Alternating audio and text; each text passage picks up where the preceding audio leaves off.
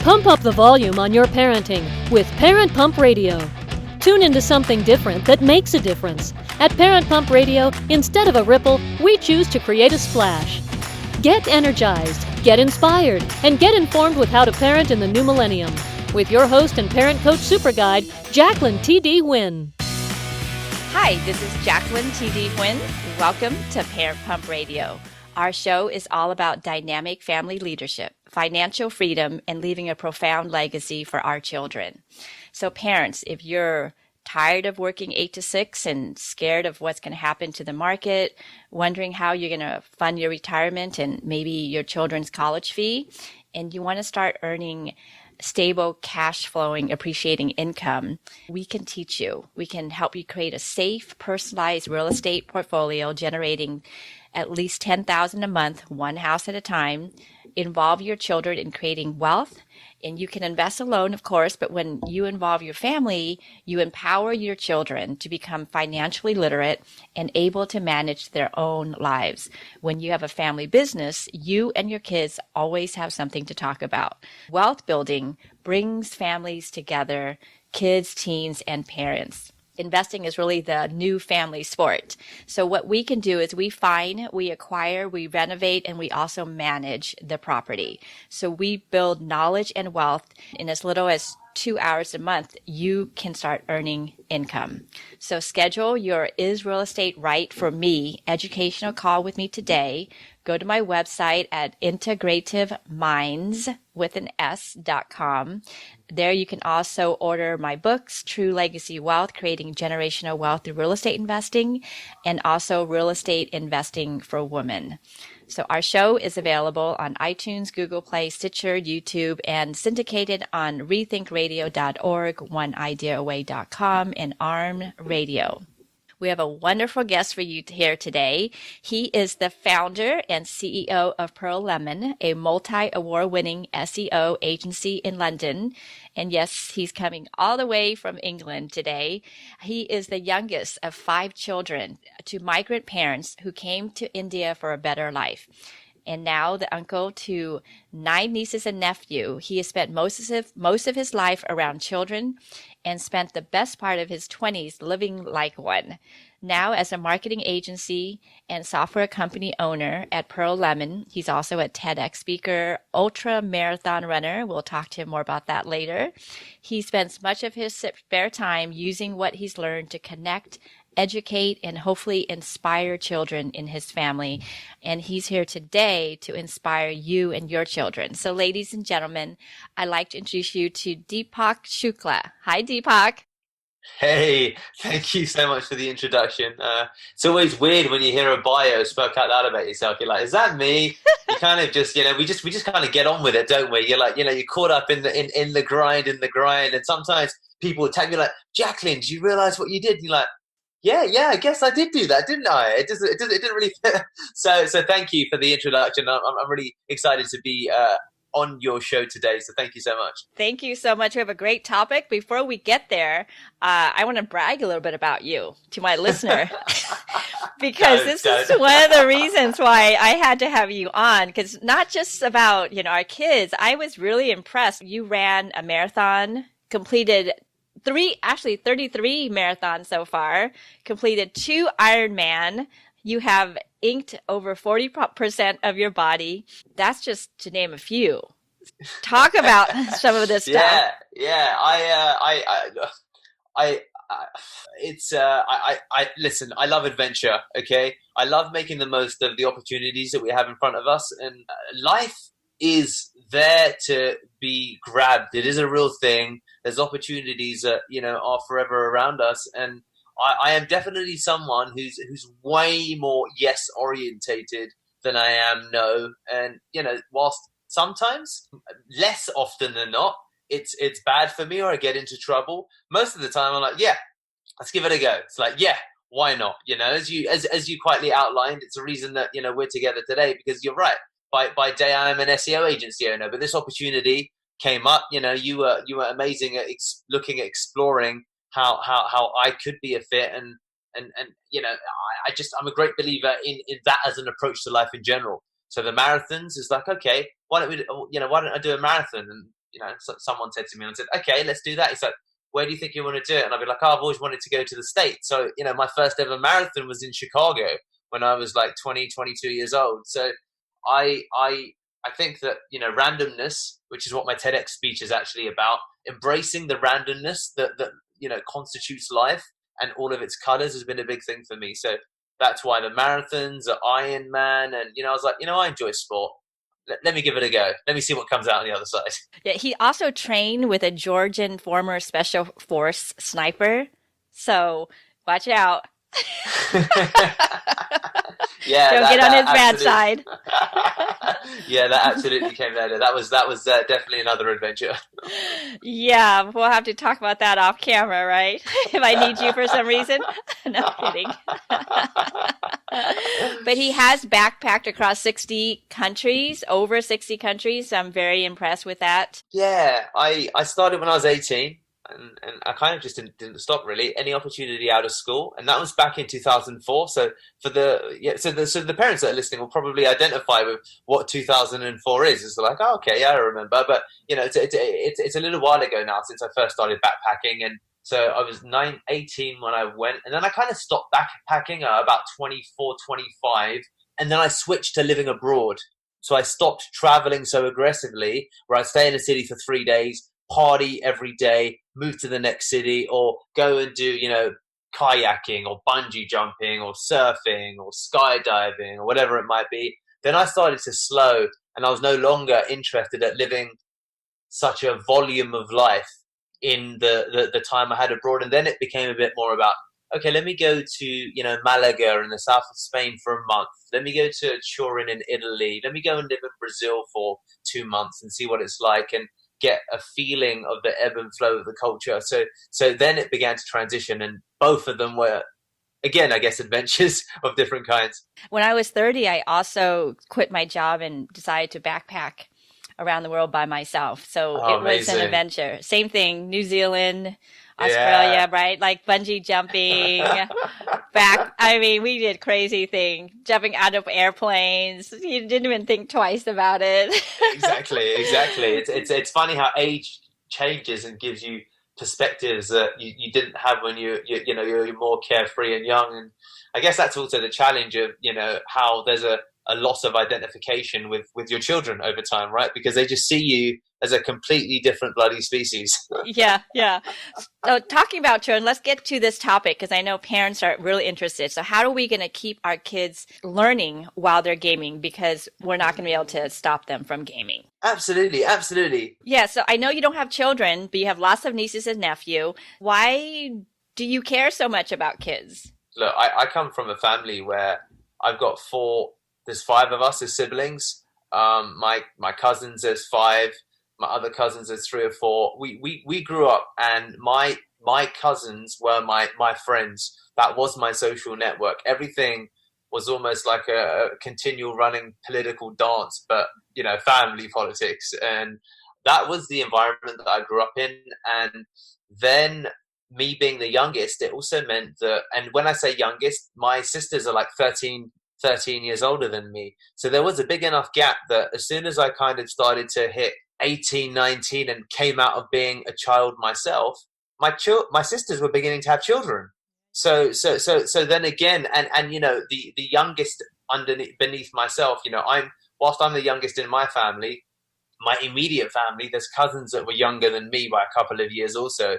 So as I transitioned from, being a teenager into, going to university, I began to, discover that there were, again, babies all around me because of my siblings. So I think that I've always been around children because, as you pointed out, I like adventure. I think to that degree, I've always just felt like a big kid at heart because, I quit kind of my my formal career rather.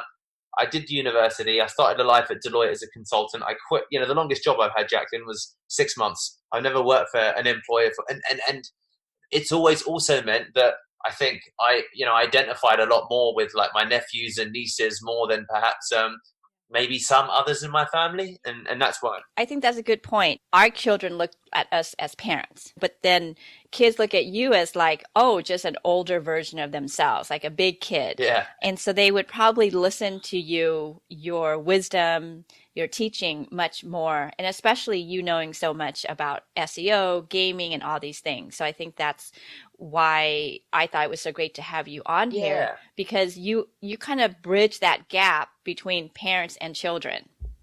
Okay, so I think there's a couple of things.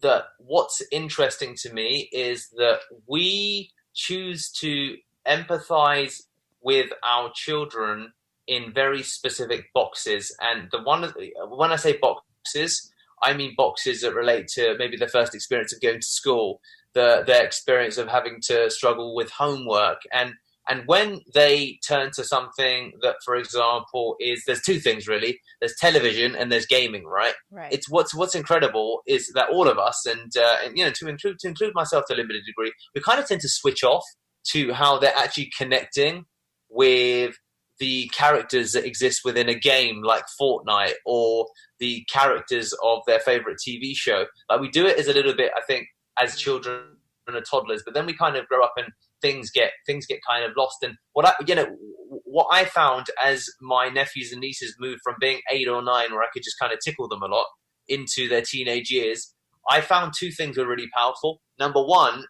if I took an active interest in the plot line or the story behind Fortnite, or some of the games they play, like Gran Turismo, I could get a lot more engaged communication from them.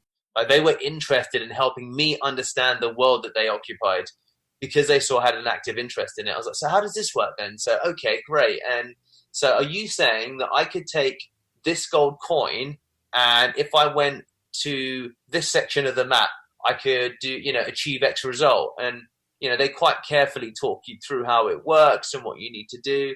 And then also the other element, as you quite rightly pointed out, part of my job involves uploading videos to YouTube, looking at videos that are edited, figuring out how to rank a video on YouTube. So these things, and also looking at, some of our clients are gaming companies. So that's been really insightful, because it allows me to understand why kids love Twitch and why they like, streaming live their own gaming. So all of these things were really powerful. And I found that, let's talk about James, like my nephew who I've got in mind. The more I was able to understand his world, and one of the struggles that Rob and Shanti, my sister and her husband, my brother-in-law, often had, was that James is uninterested in education because he's just a big sports guy. He's 13, 14. He loves playing tennis, right? And he loves gaming and he loves tennis. They're like the two things. It's like if we're playing Fortnite, game on. If we're playing tennis, game on. If it's math, game off. I'm like, it's just like, you can't get anything from the kid. Then you begin to think about how can you apply, math to gaming, or how can you help him build a practical set of skills by focusing what you want to teach him around existing passions. And that's what I think what we've got to see it as. For me, it was like, I used to game when I was younger, and I was like, this is cool. And also, children and adults are making money from it now, and they're making seriously good money. Yes, and that's what we're going to talk about on our second part of the show. So this is the part 1. Part 2, listeners, Deepak's going to talk about how your kids can make money. Absolutely. At the moment, what's happening, of course, in the global markets with COVID-19, etc. Like, eSports is booming right now. Yes. Oh my gosh. You're right. It's absolutely booming. You've got professional footballers that are turning to it. The prizes in some of the eSports World Cups are like millions of dollars. We've got an SEO client of ours who pays us $6,000 a month to help them with their SEO. They've got their own, and we're a small part of their budget, right? They focus on eSport. Like, they're a gambling company, but the whole gambling focuses around adults who are betting around eSports games who are played by children a lot of the time. Wow. So it's, And so when you think about the economics around that they can support a $72,000 budget annually just on a third party agency for a smaller part of their overall marketing budget, which is probably, a couple of million a year. It's a legit way to actually build a viable income. And when we become cognizant to that, then I think it will also help us as adults reframe the way that we look at gaming. Gaming isn't the devil. Gaming isn't like the it's that's an important transition, I think. How do I keep my 13-year-old son, or he's 12, he's going to be 13 soon, gaming and still learning? The first thing for me that I, have helped James with and that we do together is I'd get him to write descriptive stories that involve the actual game Fortnite. So what kind of sin, he struggles, for example, with some of his literature and sometimes his numeracy as well. So then we would take the same research methodology that he would use to put together an assignment for English, but we would focus it around something to the extent of, okay, so how would you build a strategy around this character and making sure that he can become champion in the world of Fortnite? He never realized that he was executing strategy in Fortnite when he decided which character he would pick, which character paired with what weapons, which character and which weapons paired with what other characters, and what difficulty setting and what partners. And we walk through, well, why'd you pick Aaron to game with? Oh, because he's really good. Okay, but I'm really good. He's like, no, you're not as good. Okay, so what are the key differences that make Aaron good and made me not so good? I began to engage with James on that level. We begin to start teasing out the nuances. So without realizing it, he was beginning to build like a SWOT analysis. I was like, you're doing strengths, weaknesses, opportunities, and threats. So I'd say, so what's a threat to, he's like, it's a bit annoying. Like, mum comes home and then she gets annoyed. So I was like, so we consider your mum a threat to the game, right? And he'd be like, yeah, she's a threat to the game. That's right. And I'd be like, okay, so she goes in this box. You're teaching him the SWOT method already. He doesn't even know what the SWOT method yet. Yeah. And awesome. I was like, you realize what you're doing. And I was like, okay, great. So now we need to adjust our strategy and not to accidentally discover that mum is a threat to the game. We need to think intentionally about that. And as a consequence, we need to adjust our strategy. Now let's map out, James, when do you tend to play Fortnite? And we're like, okay, great. I play it like 4 on a Friday, 4 all the way through to 7. I'm so excited about it, etc. I'll be like, okay, so where's everyone else in the house at 4 to 7? And we just went through an entire process where we extracted or abstracted out when he plays, what he drinks before and after he plays, who he's playing with, the people in the game, the people external to the game, what are the kind of pattern interrupts. And what was really interesting was that we mapped it out together because it was just a fun exercise to get him to think logically about everything. And then we discovered the key patterns that we could correlate with him not performing as well within the game. We began to tweak some things and he began to immediately get better scores because games do a great job of scoring how well you're doing. How many kills he got in Fortnite, how many coins he collected. So then we were able to run tests whereby I'd say, okay, great, we changed this. Now let's play the game for 20 minutes now that we've changed 2 of these things. And he began to score higher and do better. So then we began to track it. So then I'd introduce him to a spreadsheet because I'd say, okay, great, let's track this over time now. And let's put some of this into a Google sheet. So what's a Google sheet? I was like, it's Excel. He's like, okay. So how do I use a Google sheet? And I'd be like, great. I want you to prove to everybody what a great gamer you are. And we went on this whole process. It just started from him telling me about it, from him seeing that I was engaged, to us running a little bit of an internal, then an external SWOT analysis, identifying his mum being the threat, Aaron being the opportunity, me being a weakness because I thought I was good, but I wasn't that good. And then him having to manage those different relationships. What became clear was that he liked having me around, but he didn't really want me to play. So he wanted me to spectate, but not participate. And I was like, okay, great. So how would you convince someone to spectate, but not participate? So you begin to just really develop some interesting analyses of the game using, standard business methodology. We began to, based upon that, build a framework for which he could then tweak different levers to return different levels of success in the game. And then at the back end of it, I began to incentivize him tweaking the system by offering him just basically rewards. I was like, look, I'll give you an extra $5 if you can achieve this result in, this framework. And that was kind of the journey that we began to go on that kept him gaming, but increased ultimately his abstract and his logical thinking. And it began to translate into improved focus in school. And he noticed that he was able to just pick things up a lot more in math, or when they were talking about concepts in English, when they're talking about different characters, because a lot of it was based around character development. He began to understand the nuances of, okay, so Deepak, I like him to spectate, but not participate. And then my mum's like a weakness, but then how can I manage that weakness? Because I've got to get on her good side. So how do you manage a threat that you can't really mitigate, or how can you mitigate, a present threat? And all of these like funny things we started getting involved in. Pretty awesome. Now, I know nothing about gaming. So that's okay. I think a lot of parents out there are the same way. Yeah. I think it would take a while for me to understand the gaming.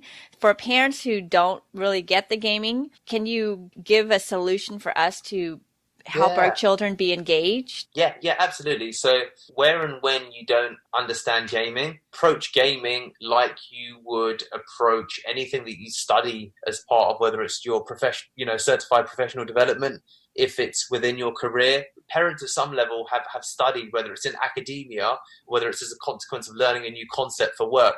So do the same thing that probably some kids do when they're trying to find a cheat for a game or how to get to the next level up.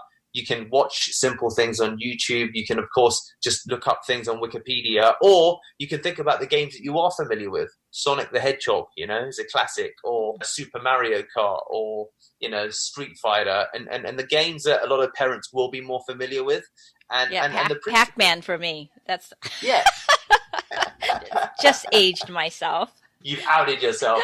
Yeah, no, there is a challenge there, but I think that we ask our kids to do things that we require of them. I think that equally, part of this is let's get over ourselves. Like, gaming isn't the enemy. You're just making the game the obstacle because, you choose not to engage and learn about it. You know what? It's a big part of a child's life, and they're going to get involved in this thing for maybe, 1,000 hours over the course of 5 to 7 years. Why don't you just take the 2 to 10 to learn about it? What value do you think you'll get as a consequence of that? So if we look at it from an ROI perspective, then if you invest 10 hours into something that that your kid on average is going to spend 5 hours a week playing, 5 hours times 52 weeks in a year is like, it's like 200, it's more than 250 hours. 250 over 10 years is 2,500 hours. It's a lot of time. So given that that's the time they're going to invest, just get up to date with what an RPG is, what an MMOG is, what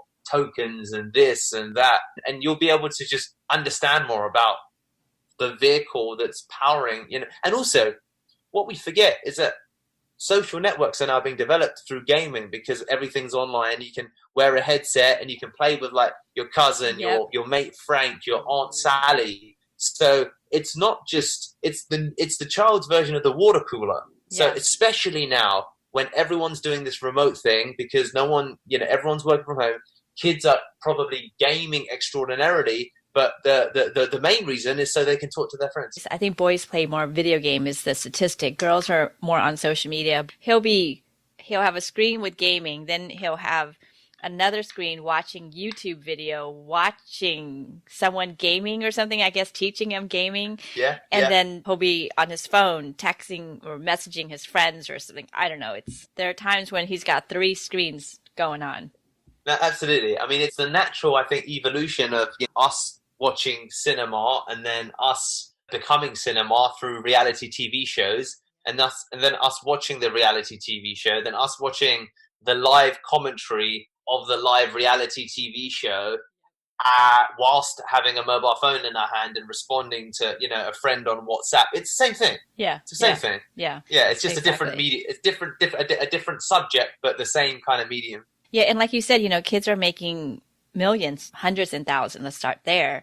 what they say, instead of fighting it, join it, because Yeah. there's going to be so many opportunities for our children, especially now with the digital age and what's going on with the coronavirus, that people realize that they can do things at home. So if your kids can make money sooner and you can help them look at it as a business perspective, it's even better.